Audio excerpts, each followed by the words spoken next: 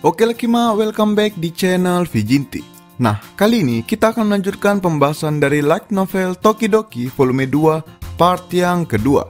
Seperti biasa, sebelum kita masuk ke pembahasan, aku nggak bosan-bosannya lah ngingatin kalian Kima untuk selalu support channel kecil kita ini, karena kita sedang OTW 1000 subscriber. So ya, cuman kalian lah yang bisa mewujudkan itu Kima, oke? Oh iya, jangan lupa juga untuk mampir ke akun Instagram kami, karena di situ kami ada post mengenai fakta-fakta menarik anime dan juga beberapa fan service tentunya. Penasaran kan? Langsung gas saya Kima makanya, oke? Baiklah, no bacot no debat, kita langsung gas ke pembahasannya. Dilanjutkan, San Masachika dan Alia sedang berada di ruangan OSIS. Nah, di situ Masachika dan Alia bertemu dengan seorang gadis berambut pendek, sekaligus merupakan gadis tercantik kedua di kalangan murid kelas 2, dan sekaligus juga merupakan bos atau kepala preman di sekolah mereka. Nama gadis tersebut ialah Sarashina Chisaki, yang juga merupakan seorang wakil ketua OSIS. Nah, si Chisaki inilah orang yang menjadi pacar si ketua OSIS Kima. Dan karena si Chisaki ini jugalah, maka ketua OSIS sekarang bisa bertekad untuk menjadi seorang ketua OSIS agar diakui oleh Chisaki. Nah, setelah melihat kedatangan Masachika dan Alia, Chisaki langsung meminta maaf mengenai perilaku dua ketua ekskul yang sempat membentak Alia waktu itu. Chisaki berkata kalau ia sudah memberikan pelajaran kepada kedua ketua ekskul tersebut. Nah, mendengar itu, Masachika langsung terdiam membeku dan penasaran hukuman seperti apa yang diberikan Chisaki kepada kedua ketua ekskul tersebut. Mengingat julukan Chisaki ialah bos preman di sekolah tersebut, dan terlebih lagi dia sedang membawa sebuah pedang kayu di bahunya. Nah, Masachika pun sadar, pantas saja kedua ketua ekskul tersebut terlihat sangat ketakutan karena mereka langsung disidang dan berhadapan dengan Chisaki sang ketua preman. Nah, julukan tersebut diberikan kepada Chisaki karena ia selalu menyelesaikan semua kasus dan perkara dengan tinju dan kekerasan fisiknya. Itulah sebabnya tidak ada satu murid cowok pun yang berani berbuat ulah di depan Chisaki. Oke, tak lama kemudian, Maria datang dan memasuki ruangan OSIS. Sesaat Maria masuk, ia langsung memasang wajah senyum lembutnya seperti biasa dan melambai ke arah Masachika dan Alia. Tak lama kemudian, Yuki juga datang dan memasuki ruangan OSIS. Nah, karena semua anggota OSIS sudah berkumpul, sang ketua OSIS pun berdiri dan memulai rapat OSIS mereka. Pertama-tama, Masachika sebagai anggota baru disuruh untuk memperkenalkan dirinya. Masachika pun langsung memperkenalkan dirinya dan mengatakan tujuannya, yaitu untuk berpartisipasi menjadi wakil Alia dalam pemilihan ketua OSIS nantinya. Kemudian, setelah selesai memperkenalkan dirinya, anggota yang lain pun bertepuk tangan santai sebagai penyambutan untuk Masachika anggota baru mereka. Kemudian setelah itu, sang ketua OSIS tadi pun mulai memberitahu apa saja tugas-tugas Masachika. Kemudian saat tengah asik berdiskusi, tiba-tiba Yuki memotong pembicaraan.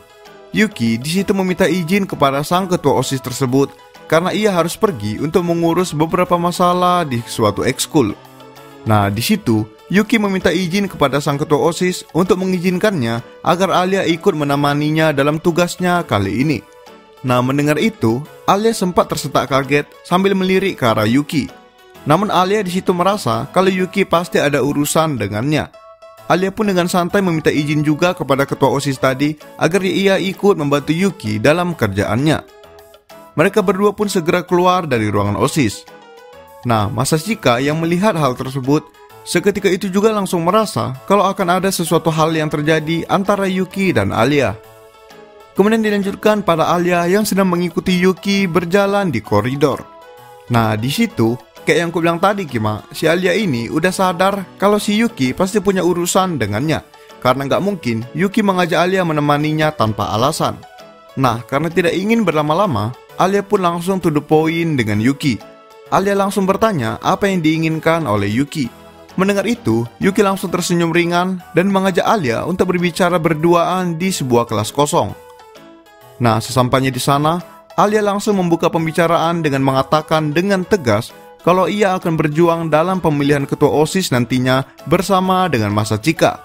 Kemudian, Alia juga berkata kalau ia tidak akan meminta maaf kepada Yuki karena Alia merasa kalau dirinya tidak salah.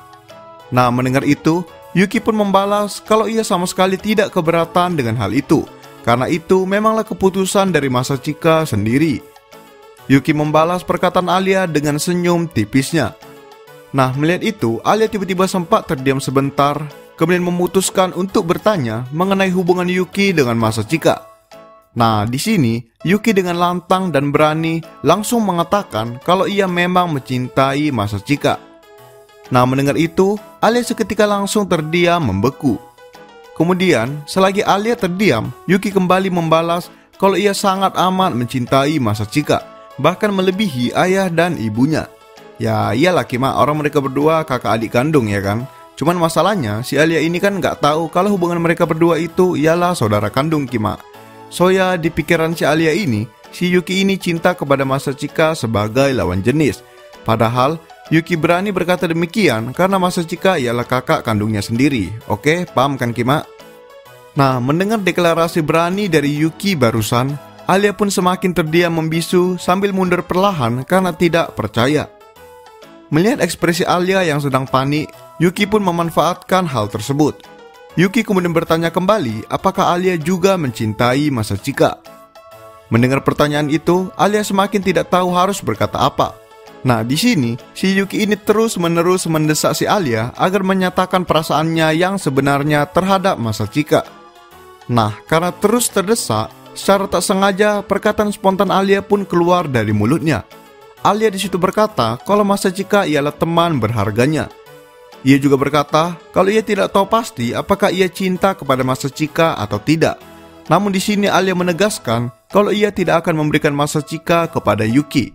Nah, mendengar itu, Yuki pun tersenyum puas seakan sudah mendapatkan jawaban yang ia inginkan. Yuki pun langsung mengalihkan topi dan mengajak Alia untuk pergi ke ruang ekskul untuk membereskan kerjaan mereka. Kemudian dilanjutkan di ruangan OSIS. Saat itu, Masachika, Maria beserta ketua dan wakil OSIS sedang menyelesaikan pekerjaan administratif OSIS. Nah, di situ Masachika melihat Maria sangat handal dalam menangani semua pekerjaannya. Di sisi lain, Chisaki malah terlihat berantakan dalam pekerjaannya. Di situ Masachika sadar kalau ia selama ini hanya menilai seseorang dari luarnya saja, yang dimana Maria yang terbilang cukup hyperaktif dan terlalu santai malah sangat bisa diandalkan dalam urusan seperti ini. Sedangkan Chisaki yang handal dalam menangani masalah fisik malah cukup kerepotan saat menangani administratif OSIS. Nah, di sini Kima, si Masachika ini kayak betul-betul mengubah penilaiannya lah terhadap si Maria. Nah, kemudian setelah beberapa saat pekerjaan mereka pun selesai. Maria langsung menawarkan Masachika sebuah teh. Di sini, Maria seakan melayani Masachika dengan sangat lembut dan penyayang. Disinilah Masachika sadar kalau Maria sangat pantas dijuluki sebagai primadona sekolah, mengingat sifat dan penampilannya yang membuat setiap laki-laki pasti akan terbuai. Kemudian, Masachika juga sempat beberapa kali salah tingkah saat Maria melihat langsung ke arah matanya. Oh, apa nih Kima? Maria kah yang menang? Hehe, slow, Alia juga ada gilirannya nanti, oke? Baiklah, kemudian saat Masachika tengah terbuai dengan Maria, tiba-tiba Yuki dan Alia kembali ke ruangan OSIS. Setelah memasuki ruangan, Alia langsung menyeret sebuah kursi dan duduk di sebelah Masachika. Alia duduk sangat rapat dengan Masachika, bahkan bisa dibilang udah kayak berdempetan lah dengan si Masachika. Nah, setelah mendapat posisi duduk di samping Masachika, Alia di situ langsung melirik ke arah Yuki, seakan kalau ia berhasil mendahului Yuki. Yuki yang menyadari tatapan Alia hanya membalas dengan senyuman santainya. Nah, di situ Masachika bertanya kepada Alia mengapa ia sangat gempek dengan dirinya. Alia kemudian menjawab kalau hal itu merupakan suatu kebiasaan di Rusia di mana seorang gadis tidak boleh duduk sendirian. Mendengar itu, Masachika malah teralihkan dengan sensasi badan Alia yang menempel ke dirinya. Nah, Maria yang melihat situasi tersebut langsung mencoba menggoda Alia dengan bertanya mengapa Alia tiba-tiba memperdulikan kebiasaan lama di Rusia tersebut. Maria juga kembali bertanya apakah Alia memang sudah ada keinginan untuk menikah muda.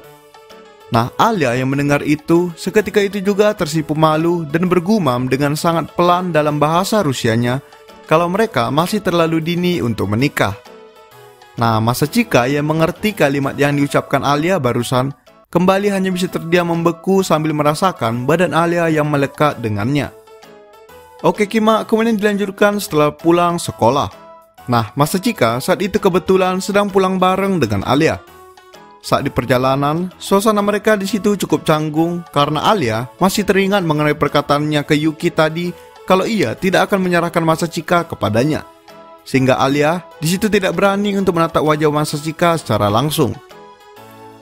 Nah, Masachika di situ berpikir untuk mengajak Alia pergi ke sebuah restoran keluarga sebelum pulang untuk membahas soal rencana mereka untuk melawan Yuki nantinya. Masachika pun akhirnya memberanikan diri untuk langsung mengajak Alia. Alia di situ sempat kaget mendengar ajakan dari Masachika. Ia sempat berpikiran kalau Masachika sedang mengajaknya untuk kencan malam sebelum pulang.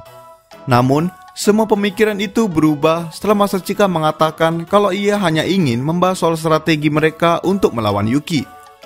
Alia pun seketika kecewa dan kembali bergumam dalam bahasa Rusianya kalau ia pikir Masachika mengajaknya kencan.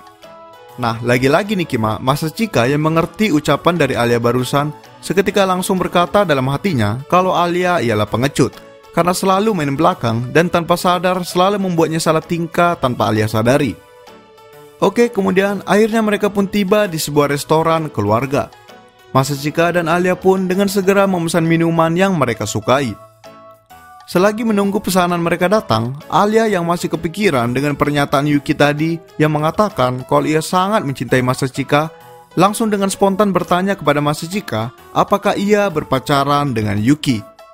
Nah, mendengar pertanyaan dari Alia barusan, Masachika pun tanpa ragu menjawab kalau itu tidak benar dan bahkan sangat tidak mungkin. Masachika pun melanjutkan kalau ia sudah menganggap Yuki sebagai keluarganya. Ya, yang dimana malahan mereka saudara kandung pun, seperti yang kita tahu Kima. Cuman ya, si Masachika ini harus beralasan demikian biar Alia nggak salah paham lagi Kima, ngerti kan? Kemudian setelah selesai meluruskan kesalahpahaman dari Alia, Masachika pun langsung membuka topik mengenai strategi dan rencana mereka untuk melawan Yuki nantinya. Mereka pun memulai diskusi mereka. Di situ, Masachika sangat fokus dalam membahas rencana mereka, sehingga tanpa ia sadari, Masachika sudah memasang wajah yang amat serius yang belum pernah dilihat oleh Alia. Nah, jika Masachika sangat fokus dan sangat serius di situ, di sisi lain, Alia malah tidak bisa fokus. Fokusnya selalu teralihkan ke wajah Masachika yang menunjukkan ekspresi seriusnya.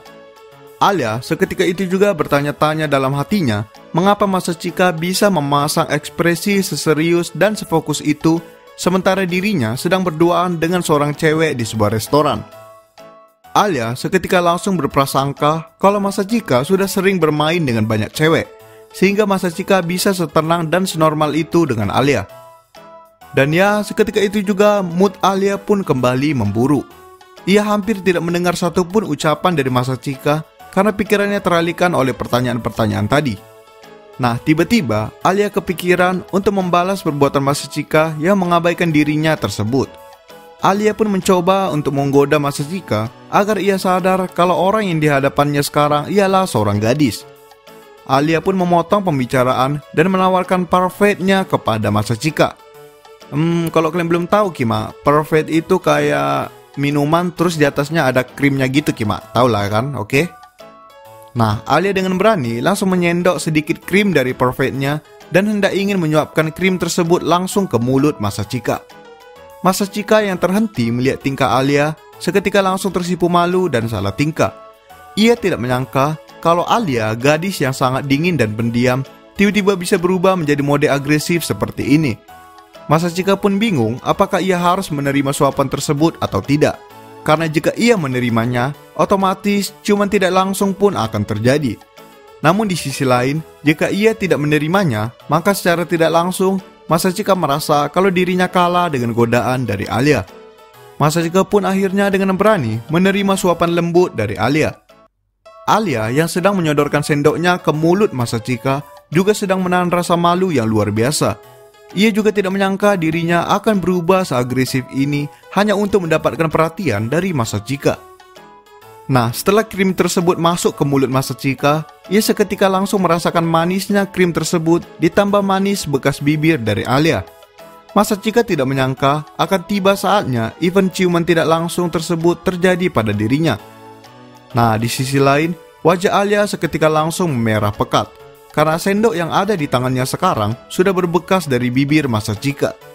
Nah, Masachika pun kemudian bertanya mengapa Alia tiba-tiba melakukan hal yang senekat itu. Alia kemudian menjawab kalau itu ialah hal yang biasa di Rusia. Ya tentunya itu hanya alasan dari Alia saja untuk menutupi rasa malunya. Kemudian Masachika kembali bertanya apakah Alia juga tidak akan keberatan jika melakukan hal tersebut dengan banyak orang. Nah, mendengar pertanyaan barusan, Alia pun menjawab. Namun, ia memilih menjawab dengan bahasa Rusianya, dengan harapan agar Masachika tidak tahu. Alia di situ menjawab, kalau ia tidak akan mau melakukan hal tersebut selain dengan Masachika. Di sisi lain, ya Masachika yang mengerti ucapan dari Alia barusan, seketika itu juga langsung bersyukur di dalam hatinya, karena ia bisa mendapatkan kehormatan sebagai orang yang pertama kali mendapat ciuman tidak langsung dari Alia. Nah, kemudian karena sudah tidak tahan lagi dengan suasana romantis tersebut, Masachika pun seketika langsung mengalihkan topik pembicaraan dan kembali membahas soal strategi mereka. Di situ, Masachika dan Alia berusaha menebak siapa wakil ketua yang akan dipilih oleh Yuki nantinya. Karena siapapun orang tersebut pasti akan mempengaruhi strategi mereka nantinya. Alia sendiri berkata kalau ia tidak punya satupun petunjuk siapakah orang tersebut. Nah, di sisi lain, Masachika berusaha menebak kalau orang tersebut pastinya sudah berpengalaman dalam OSIS. Dan ya, tebakan Masachika semuanya salah total. Keesokan harinya, saat berada di ruangan OSIS, Yuki malah membawa kandidat wakil ketuanya yang merupakan seorang gadis yang juga merupakan pelayan pribadinya. Gadis tersebut bernama Kimishima Ayano.